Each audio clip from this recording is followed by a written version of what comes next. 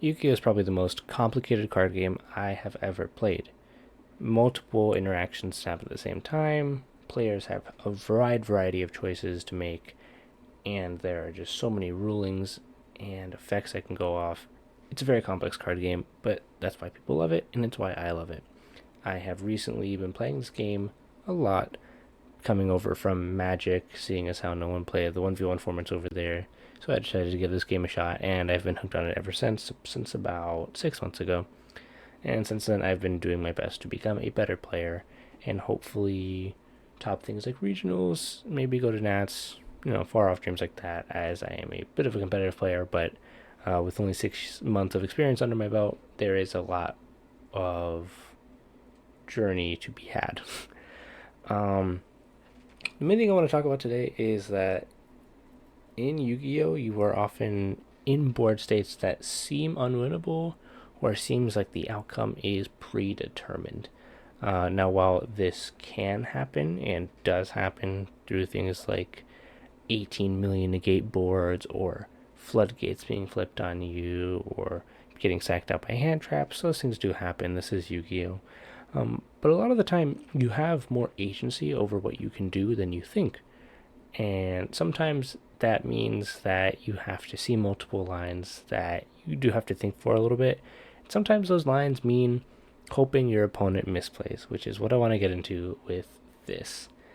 This is a DB, what is it? DB replay of a game that I played a little while back, about yesterday. And I was on Fire King Snake Eye. Now I am running the Super Heavy Samurai engine, as I like practicing decks that I play in person, because while it is nice to practice Fire King Snake Eye Pure or full power on DB, I want to make sure I'm getting experience on the deck that I actually have in paper, which is the Super Heavy Samurai variant. I'm playing against a full on race player. I went first, won the rock paper scissors, and made full board, only to walk into a Dark Ruler, into a Tactics, getting in evenly, and then a terraforming. You love to see it. At that point, I decided to keep my Flamberge, banishing all of this since it was all useless essentially because I got a Dark Ruler. And then only to my horror to find out that they're playing full on meaning that this Promethean, these Nibs, and these Ghost Mourners are basically kaput, and they ended on essentially a full board for Fluanderies, with an M-Pen, a Unexplored Winds, Dreaming Town, and a known Eaglin and Robina. This is pretty powerful, as Dreaming Town, if you aren't aware, is a trap that allows them during the main phase to normal summon a level 4 or lower Wing Beast monster, and if you tribute, normal summons a level 4 or lower Wing Beast monster, and then while it's in the graveyard, if you tribute summon a level 7 higher monster, you can banish it to Book of Eclipse your opponent.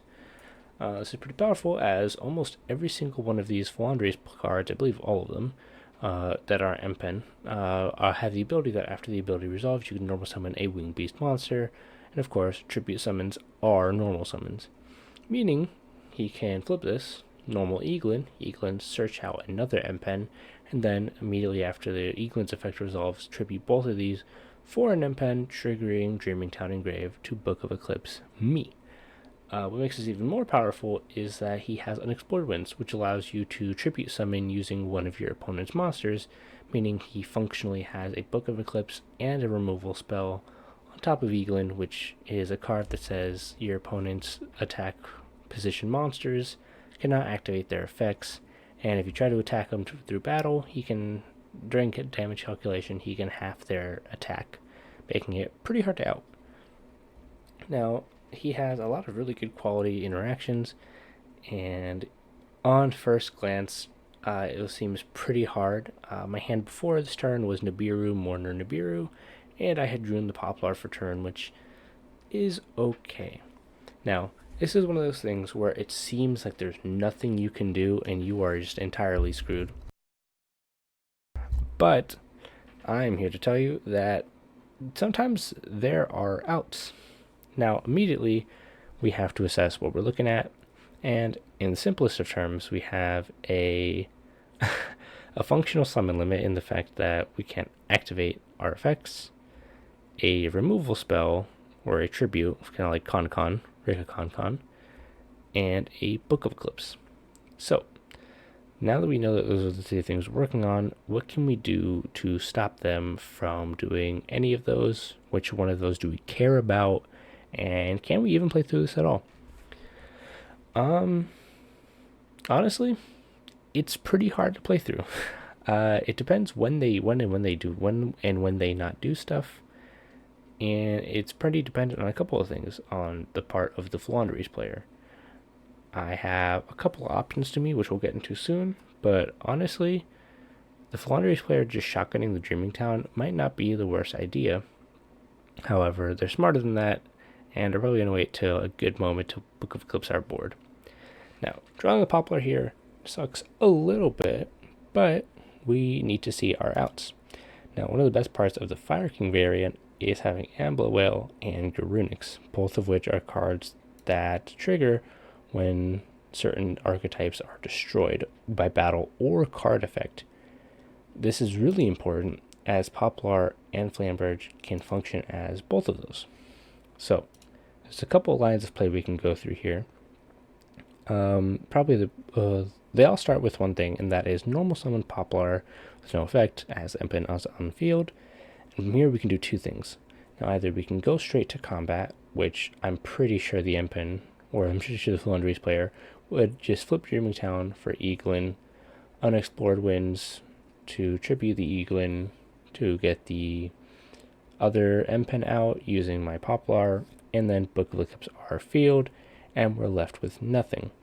Now, that obviously sucks, so we probably can't go through battle to force it exactly. However, what we can do instead is bait it out.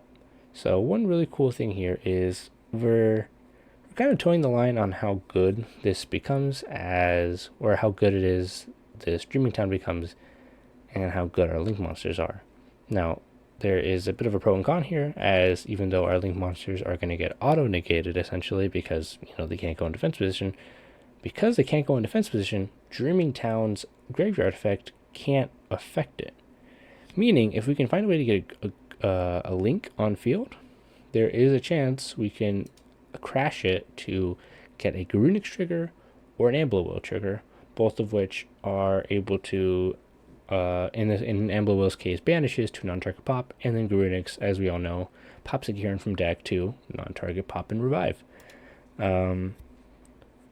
So that is our game plan, right? We want to force one of these two things to happen in the grave, as we can't really make anything else happen here. So now, with that knowledge, we can go normal summon Poplar, which I have over here. We can go normal summon Poplar, no effect obviously. And now from here we have two options. We can either A, link Flamberge and Poplar into a Hida. This does a couple things. Hida will special summon, obviously. Then Flamberge effect will happen, and we can go for the Ash, or we can go for the Oak, and we can go for the Ash. And to get as many bodies in the field here. Now, here is the pretty cool part. Oak and Ash will add any level 1, probably itself, and Oak will add to our hand Ponix. Why is this important? This is important because what will happen is when we do this and kind of like clutter our field, we'll have a Hida and 2 level 1s here. They will be inclined to use their what's the card again? Their Dreaming Town. They will be inclined to use Dreaming Town to Book of Eclipse our field. Now, the reason why we use Hida here is because if they leave our Hida on field, because, remember, Unexplored Winds, and instead tribute off one of our 2 level 1s, we can crash Hida into Empen, triggering both Ambler Whale and Garunix, meaning we can pop the Empen, meaning we can pop both Empens on field, because I'm assuming, gotta give your opponent credit, make sure and assume they're gonna make the best play possible, and essentially pop both Empens, ending with a Ponix because you added it to hand. It would see the Hida get popped, And you can also add a level 1, meaning even beforehand you can do original Sinful Spoil to get Ash to hand, adding or putting Poplar at the bottom of the deck, adding it off of Hida, or adding a Kieran, both of which is good. Ending on Garunix, Poplar, and an Arvada, which is really good because you can go 3 into Promethean, bringing out your Flamberge, and you can spell and trap zone, say the Garunix, and you are sitting pretty. The only issue with this line of play is if they go Dreaming Town, normally Eaglin, and then Eaglin search M-Pen, and when they go to Tribute, to use Unexplored Winds effect to tribute the Eaglin and Arhida.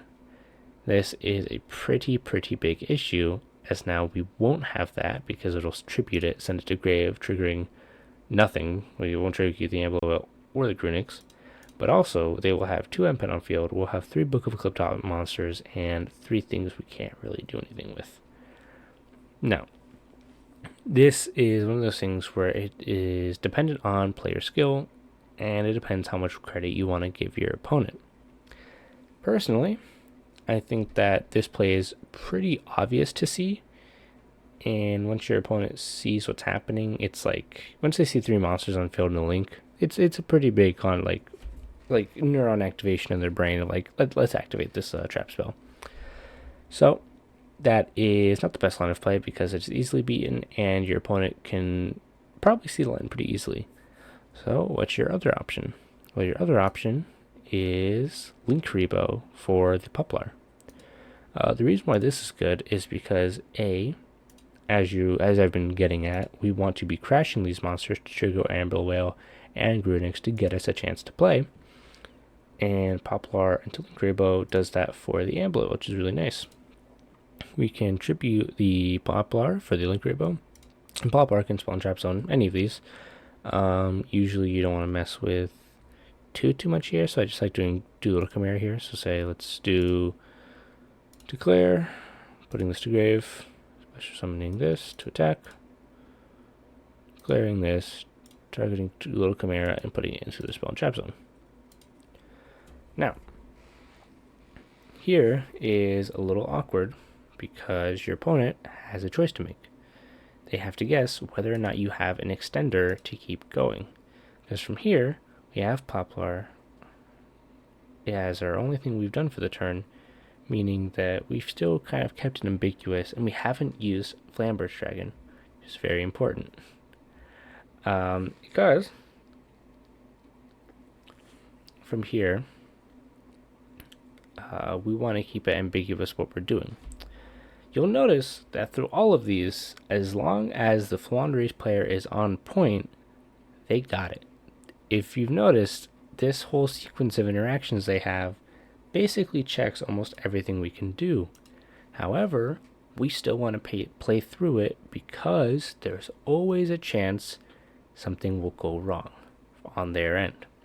You never ever want to give up games, even if they seem losable, because you never know what your opponent's thinking, and sometimes even if you're playing the game for them, they're not exactly seeing the same things that you are. Now, when you go Linkuriboh here, sadly we can't go into something like an SP because, M-Pen's on field.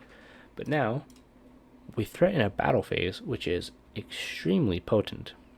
Now, obviously here, it's not the best thing in the world, because again, if they do this for Eaglin, or it's not Eaglin, is it Eaglin?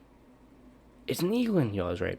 If they do this for Eaglin, and again, it depends on what they do. We're putting the ball in their court because there's not much we can do ourselves. I really want to stress this. Sometimes you just gotta make them have it, and by have it, I mean think about it and have thought about this the whole way through. Because otherwise, we do lose, and that it is what it is. You know what I mean? We at least have the Snake Eyes follow up, and we can maybe hope for next turn, even though it seems very unlikely. Now, the correct thing to do here is if they are keen to our Amber Whale and our Grunix, they would activate this for Eaglin. Eaglin search M-Pen, and then Unexplored Winds, putting away the Linkuriboh.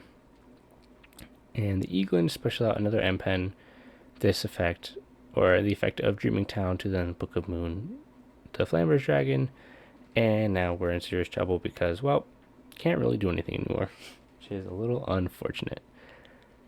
Now, we kind of have to get lucky. If they let us go to battle phase... Oh. You good? Oh, I guess let me do it. That's fine. So, if they let us go to a battle phase, we basically dodge all of this, because this thing, want to stress it, says during the main phase. During the main phase is very, very important. It allows us to basically dodge almost everything, and allows us to essentially keep going from here. We can go Link Rebo to crash into the M pen. So I can't really do that here. But let's say Link Rebo crash into the M pen, take, what was that, 2400? Triggering the Amble Whale, banishing it, and targeting. Now, here's the thing. We can do M pen, but we actually don't want to do M pen. We want to target and destroy the set trap. The reason is this. Obviously, when we go to main phase 2, we don't want this to be a thing anymore, but also, we're still in battle phase. So, this will go to the grave. I can't really do that here. This is a replay over here, and I did have a second account here, but I messed it up, so whatever. But now that we have M-Pen on field, we can actually go ahead and try to Flamberge over it. One of two things happens here. Either they use M-Pen's effect to have Flamberge to let us crash it, triggering A, Garunix, B, Flamberge, or they let it happen, they take the 300, and we can do Flamberge on the next phase to put the Garunix in the spell and trap zone, and now we're looking a lot better than we did before. If they crash, or if they use the effect to make it so that Flamberge dies in combat, we can then trigger Chainlink 1, Flamberge, Chainlink 2, Garunix. Garunix will then special summon in defense, make sure it's defense, and then Flamberge will get us Oak. And then we can do Poplar. Then we can do Garunix Chainlink 1, Oak Chainlink 2, targeting Harponix to hand. Oh, and I guess Chainlink 3 is to Poplar. That way we can go ahead and search out the field spell, we play the field spell, and then pop to grave the Kieran. We can then declare Kieran effect in grave, and Ponix effect in hand, because it saw the Kieran destroyed, to go ahead and special summon in defense, Ponix, and special summon in, you can do attack or defense, doesn't really matter here, because now you can do Arvada, and now we pop the Eaglin. And from here, we are doing so good, we don't even know. From here, we have a couple of things we can do. Now, we only have 7 cards in our extra deck, meaning our decisions are a little varied, but in my opinion, the best thing you can do here, because imagine these two are gone, I swear, promise this will get better, is we can link off the Arvada, or at least the Arvada and the Garunix, and one other, for our Promethean. We can declare Promethean, target the Flamberge, and put it in defense. Please don't play into another M-Pen. And then from here, we can declare Flamberge Dragon and target the Garunix to the spell and trap zone. This is really nice because because it is during your opponent's turn, at any point you can special summon the Garunix to then pop another Kieran to get back the Arvada negate, and you are doing solid.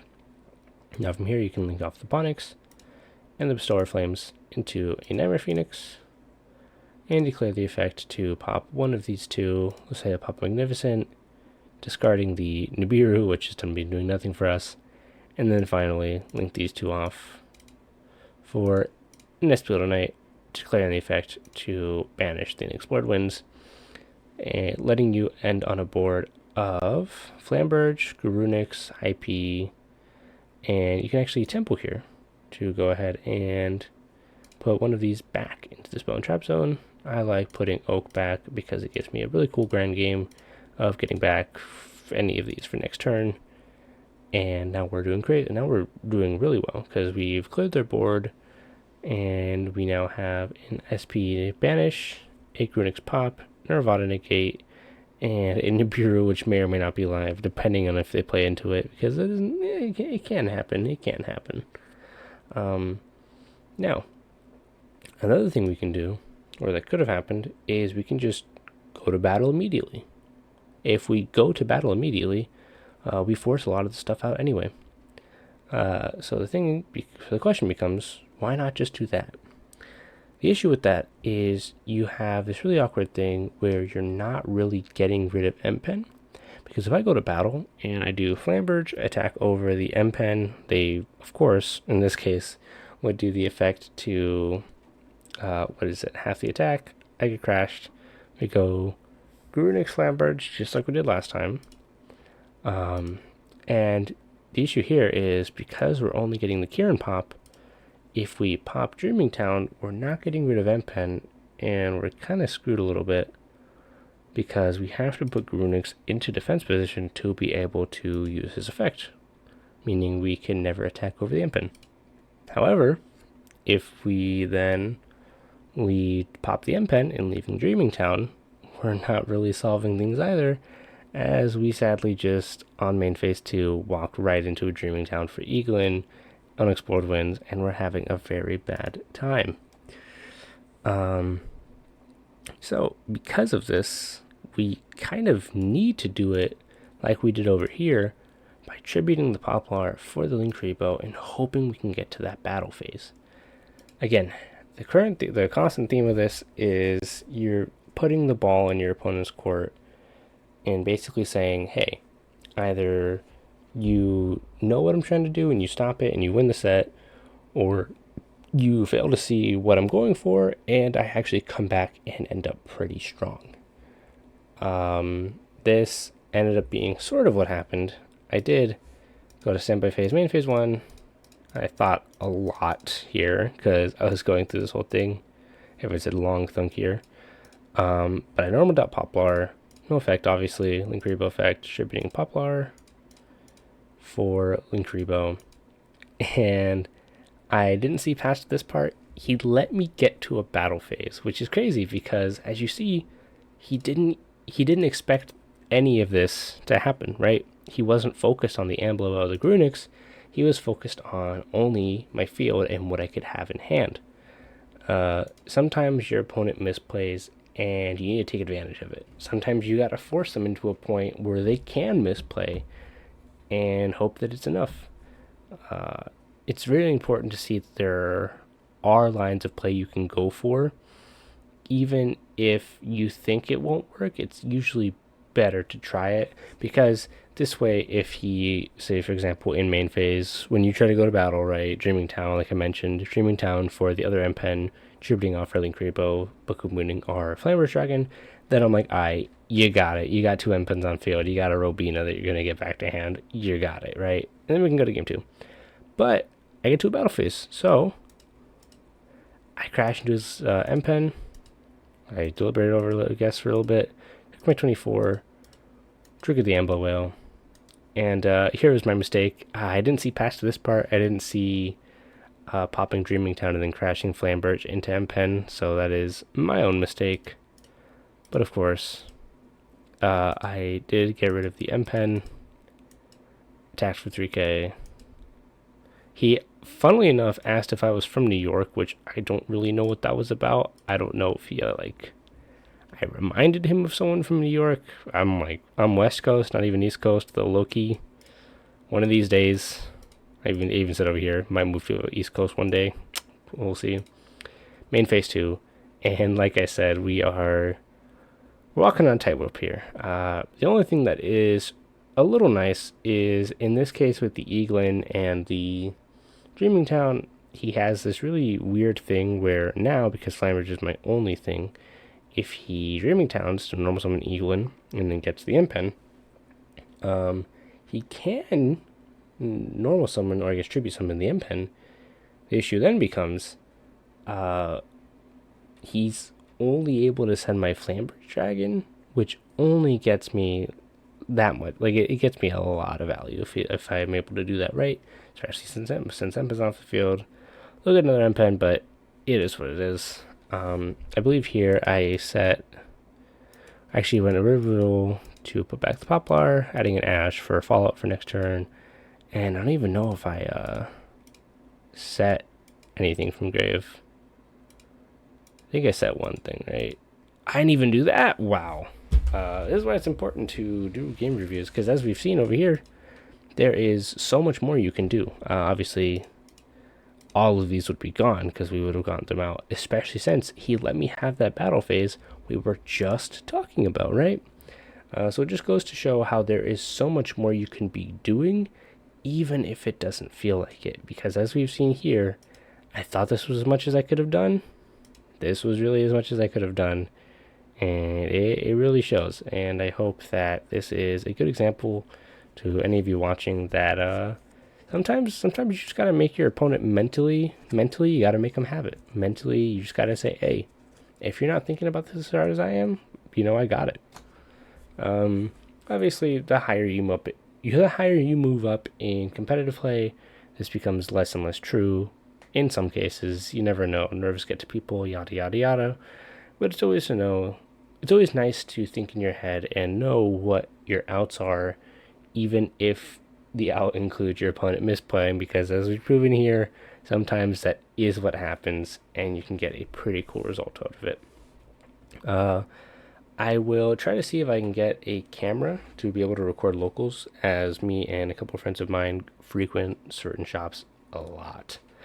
And hopefully I can record a little bit of gameplay there and either provide commentary or, like this, do review of gameplay.